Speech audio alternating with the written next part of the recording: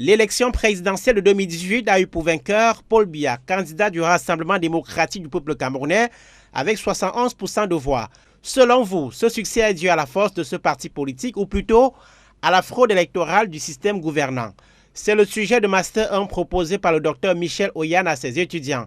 Scandale aux yeux des autorités académiques, le chef du département de sciences politiques de l'université de Berthois, où le cours est dispensé, a été appelé par le doyen, a fourni une explication technique sur le sujet proposé. Des explications qui n'ont visiblement pas convaincu, puisque l'enseignant auteur de l'épreuve a été ensuite convoqué par le recteur avec une vingtaine d'autres responsables de l'université. Le docteur Michel Oyan se dit surpris par ce qu'il appelle une polémique inopportune. Je suis quand même embêté de savoir que on peut enseigner avec professionnalisme, avec conscience, dévouement, une matière comme la sociologie électorale et puis évaluer les étudiants à travers un sujet banal chez nous en sciences politiques et que ce sujet arrive finalement à faire des vagues au point de devenir une quasi-affaire d'État. Vous me demandez si j'ai peur pour ma carrière à l'université. Écoutez, je suis pas quelqu'un qui a peur, mais je ne peux pas être naïf en disant que rien ne pourrait se passer puisqu'on ne peut pas imaginer jusqu'où certaines personnes peuvent aller. Dans les milieux universitaires,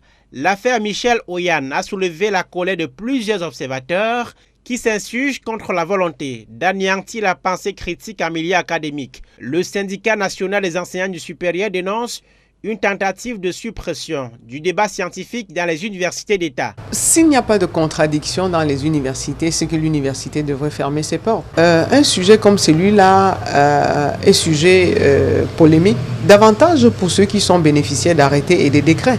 Vous n'allez pas voir les enseignants qui ne sont pas bénéficiaires des arrêtés et des décrets défendre Mondicus en disant que le docteur Oyan et Michel a eu tort de proposer ce sujet. Que non. Dans une ébauche de correction de l'épreuve que relaie, Michel Oyan, titulaire d'une thèse de doctorat soutenue en 2020, a relevé les grands axes du travail attendu de ses apprenants. D'après l'enseignant de 41 ans, l'épreuve invitait l'étudiant à souligner la forte implantation du RDPC, les atouts financiers et matériels dont dispose la formation politique d'une part, et à relever, dans une deuxième partie, la soumission des institutions comme le Conseil constitutionnel, Elections Cameroun, dont les membres sont nommés exclusivement par le candidat du RDPC et le parti pris des autorités administratives lors de la campagne électorale comme facteur explicatif de la victoire de Paul Biya à la présidentielle de 2018.